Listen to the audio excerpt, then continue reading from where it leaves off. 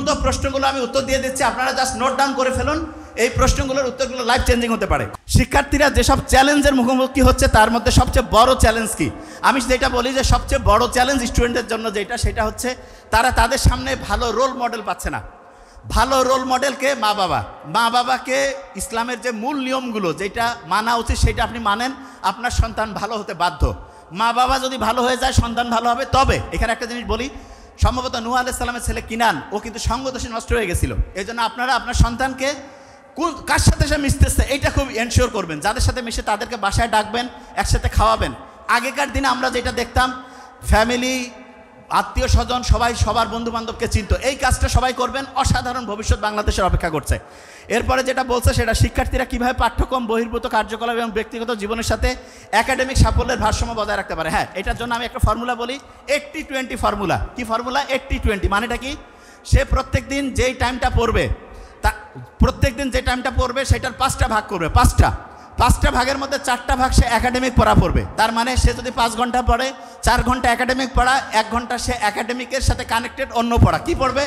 প্রথম আমি বলবো প্রত্যেকটা স্টুডেন্টের দুনিয়ার সবচেয়ে সেরা বইটা পড়া উচিত। সেরা বইটা কে লিখছে? দুনিয়ার কেউ লেখে নাই, আল্লাহ লিখছে যে কোরআন। এটা প্রত্যেকটা স্টুডেন্টের প্রত্যেক বছর এইটা ম্যান্ডেটরি একবার এমন হওয়া উচিত আমার মতে প্রত্যেকটা স্টুডেন্টের জীবনে, যে আমার বয়স হচ্ছে 70 বছর, আমি 70 বছরে প্রথম 5, 7, 10 বছর পরে কোরআন পড়া শুরু করছি। প্রত্যেক বছরে একবার গোটাল কোরআনটা বাংলা অর্থ অন্তত আমি পড়ছি। আরবিতে আপনি পড়লে তো আরও সব। বাংলায় যত বেশি পড়বেন, যত বুঝবেন, তত এটা থেকে এর অসাধারণত্ব বের করতে পারবেন। তার মানে 80-20, 80% টাইম টেক্সট বুকের পড়া, আর 20% টাইম প্রথমে কোরআন হাদিস, তারপরে বিজ্ঞানের সাথে সম্পর্কিত ব্যাপারগুলো পড়বে। আস্তে আস্তে ইনশাল্লাহ ব্রেইনের ক্যাপাসিটি বাড়বে। একটি সফল ছাত্র জীবন গঠনের শৃঙ্খলা কি ভূমিকা পালন করে? দেখেন, আপনি যখনই একটা ডায়েরি লিখবেন, ডায়েরি লেখার সাথে সাথে রুটিনে আগামীকাল কি করবেন এটা যখন লিখবেন, সাথে সাথে 25 থেকে 40% আপনার অ্যাক্টিভিটি বাড়বে। মানে ব্রেইনের পাওয়ার 25 থেকে 40% বাড়বে। কীরকম? ইসলামে একটু বলেন তো আমাকে, যে আমরা যে প্রথম রোজাটা যে রাখি মাগরিবের নামাজের পরে, যখন সূর্য চাঁদ উঠলো, তারপরে আমরা আহলান সাহলান রোজা চলে আসছে, তারাবির নামাজের প্রিপারেশন নেই না? তারাবি আমরা কি মাগরিবের নামাজের পরে, এশার নামাজের পরে পড়ছি। তো ইসলামের নিয়মটা ইসলামের দিনটা শুরু হয় মাগরিবের পরে। এই জন্য প্রত্যেক স্টুডেন্টকে বলবো তুমি রুটিনটা করবা মাগরিবের পরে।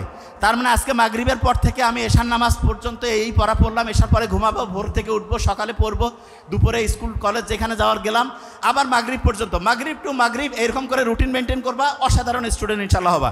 মেধাবীরা শিক্ষার্থীরা যখন নিরুৎসাহিত বোধ করে, যা ব্যর্থতার মুখে, তখন কীভাবে অনুপ্রাণিত করতে থাকতে পারে? এটা অলরেডি আমি বলছি। একটা স্টুডেন্ট নাম্বার কম পেয়েছে মানে সে পড়াশোনা একটু অসুস্থ, তার ট্রিটমেন্টটা সবচেয়ে ভালো হবে তাকে উৎসাহ দেওয়া। তার মানে আপনার যে সন্তান নাম্বার কম পায় তাকে বেশি পরিমাণ উৎসাহিত করেন, তাকে বেশি পরিমাণ পজিটিভলি তাকে বলেন যে বাবা তুমি পারবা। এবং সন্তানকে যখনই আপনি বলবেন যে সে পারবে এবং তার জন্য আল্লাহর কাছে দোয়া করবেন, দুইজনে একসাথে দোয়া করবেন, তাকে রুটিন অনুযায়ী পড়তে বলবেন এবং পড়াটা বুঝে পড়তে উৎসাহিত করবেন। বুঝে পড়লে 900% পর্যন্ত পড়া ব্রেইনে ঢুকে। আরেকটা জিনিস বলি, যে কোনো কঠিন পড়ার আগে ঘুমাবেন, একটু পড়বেন, আবার ঘুমাবেন। এবং অভিভাবকদেরকে বলি, আপনার সন্তানকে 15-20 মিনিটের বেশি একটানা পড়তে দিবেন না। আপনারা অনেক সময় বলেন যে কি তুই বারবার উঠিস। আমাকে অনেক স্টুডেন্ট বলে যে আপনি বলেন স্যার তাড়াতাড়ি অল্প অল্প করে পড়তে, কিন্তু অভিভাবকরা বলে কিরে তুই খালি বারবার উঠিস। বারবার উঠা সবচাইতে আদর্শ পড়া। 15-20 মিনিট পড়লো, তবে উঠে আবার মোবাইলে ফেসবুকিং এগুলা না, উঠে একটু হাঁটাহাঁটি করে বুক ভরে শ্বাস নিবে, সারবে, পানি খাবে, কুসুম কুসুম গরম পানি।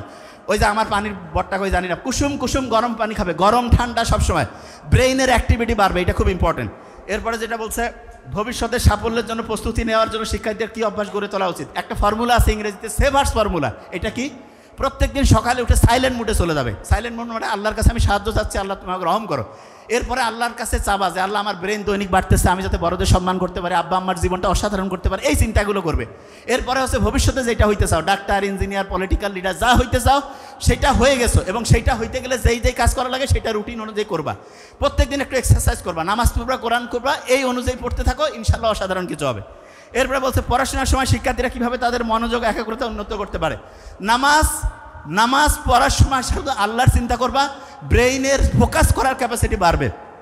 বর্তমানে ফোকাস করার ক্যাপাসিটি, আমেরিকার যে মাইক্রোসফট কোম্পানি আছে না, তারা বের করছে গোল্ড ফিশের ফোকাসিং ক্যাপাসিটি 9 সেকেন্ড, আমাদের 8 সেকেন্ড।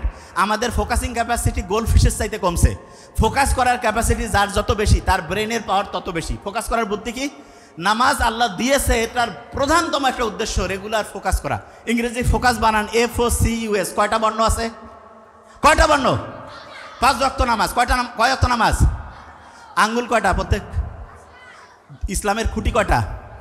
5টা। তার মানে সব কিছুতে 5। ইংরেজিতে আল্লাহ বানান করলে কয়টা বর্ণ? কয়টা? প্রথম বর্ণ কি?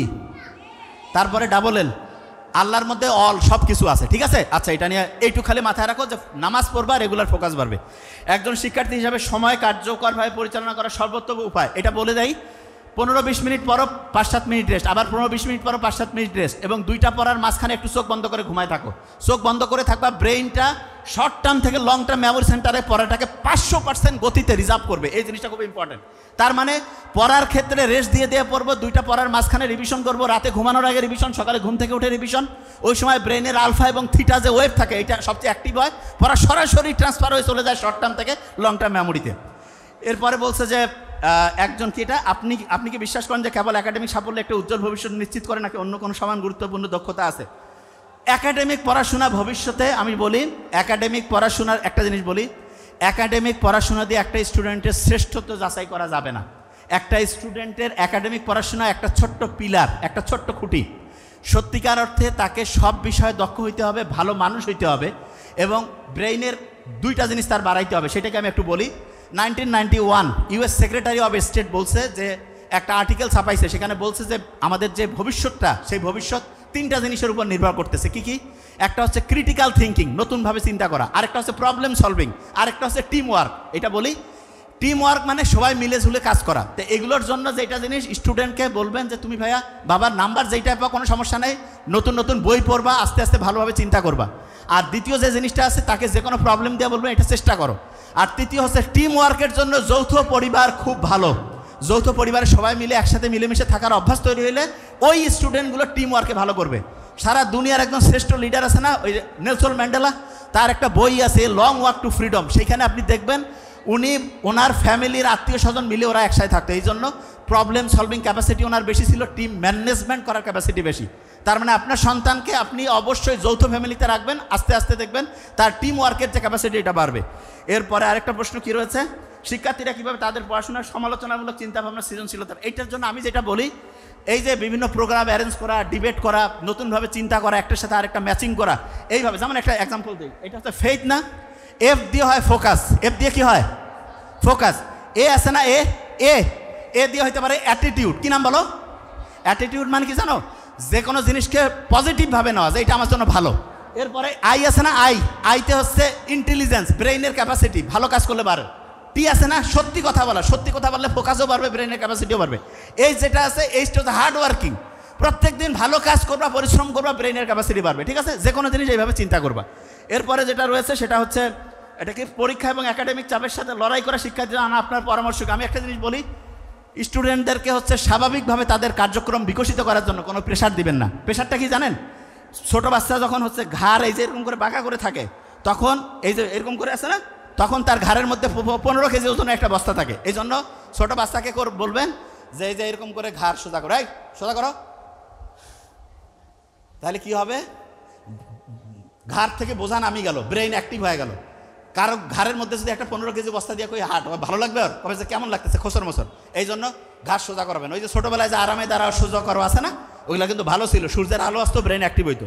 এরপরে একজন শিক্ষার্থী জীবনে পড়াশোনার পাশাপাশি চরিত্র গঠন করা। চরিত্র মানে কি বলি, বাবা মার সাথে সম্মান সুযোগ আচরণ করা, কোনো খারাপ কাজ করব না, ভালো কিছু করব, এবং সবচেয়ে গুরুত্বপূর্ণ যেটা অন্যের উপকার করা। যে কোনো জায়গায় শোনেন, যে কোনো জায়গায় যে খারাপ কিছু দেখেন সেটার প্রতিকার করবেন, এবং করার ক্ষেত্রে ইসলামের নিয়মটা ভালো, কোরআনের নিয়ম ভালো। কেন? মুহাম্মদ সাল্লাল্লাহু আলাইহি ওয়াসাল্লাম কিন্তু নবুয়ত পেয়েছে কত বছর বয়সে? 40 না? কত? 40। উনি কিন্তু একটা শান্তি সংঘ তৈরি করছিল প্রবলেম সলভ করার জন্য, 17 বছর বয়সে, নাম হিলফুল ফুজল। 40 থেকে 17 বিয়োগ করলে কত? 23। এই 23 বছরে মুহাম্মদ সাল্লাল্লাহু আলাইহি ওয়াসাল্লাম সেরকম অসাধারণ কিছু করে নাই, কিন্তু সবচেয়ে অসাধারণত্ব করছে 40-এ যখন নবুয়ত পাইলো, তারপরে 63 বছর পর্যন্ত। 40 আর 63-র পার্থক্য কত? 23। এইখানেও 23, নবুয়তের আগেও 23, 23-এ উনি চেষ্টা করছে, কিন্তু প্রথম 23 বছরে কোনো মেসেজ ছিল না, কোরআন ছিল না। আর যখনই কোরআন আসছে, অসাধারণ কাজ করে সবচেয়ে সেরা কিছু একদম গোটাল জাতি একদম চেঞ্জ করে ফেলছে। তার মানে কোরআনকে সাথে নিয়ে অসাধারণ কাজ করলে সবচেয়ে সেরা কিছু করতে পারবো। এরপরে হচ্ছে একজন শিক্ষার্থী শিক্ষা জীবনের নৈতিক কি বিশ্বাস এবং নৈতিকতা। আমি বারবার বলছি, প্রথম হচ্ছে আল্লাহ আমার জন্য ভালো কিছু করবে যদি আমার নিয়াত ভালো থাকে, এবং এই চিন্তা করে যেই কাজে করব সবচেয়ে অসাধারণ হবে, ভালো হবে। এরপরে বলছে কি দ্রুত পরিবর্তনশীল বিশ্ব এবং ভবিষ্যতের কেরিয়ার জন্য শিক্ষার্থীদের কীভাবে শোনো স্টুডেন্টরা, তোমরা আমি একটা জিনিস বলি, তোমরা আজকে যারা আসো, আমি একটা যারা এখানে কমিটি আছে তাদেরকে আমি বলবো এদের প্রত্যেকের একটা ঠিকানা রাখিয়েন, এবং আজ থেকে 10-15 বছর পরে আমরা যদি দেখি একটা রিসার্চ হয়ে যেতে পারে সারা বাংলাদেশের সবচেয়ে সেরা স্টুডেন্ট হিসাবে যারা অসাধারণত্ব অর্জন করবে তাদের মধ্যে এখানকার অনেকে থাকবে। আমি বললাম এটা লিখে রাখেন, ইনশাল্লাহ অসাধারণত্ব করবে। কেন? যদি এই ফর্মুলাগুলো তারা ফলো করে। এটা আপনারা লিখে রাখেন, এবং এটা একটা 100% একটা বড় রকমের রিসার্চ হতে পারে। এটা আপনারা করে দেখিয়েন, ফর্মুলা মানবেন, 100% রেজাল্ট চলে আসবে।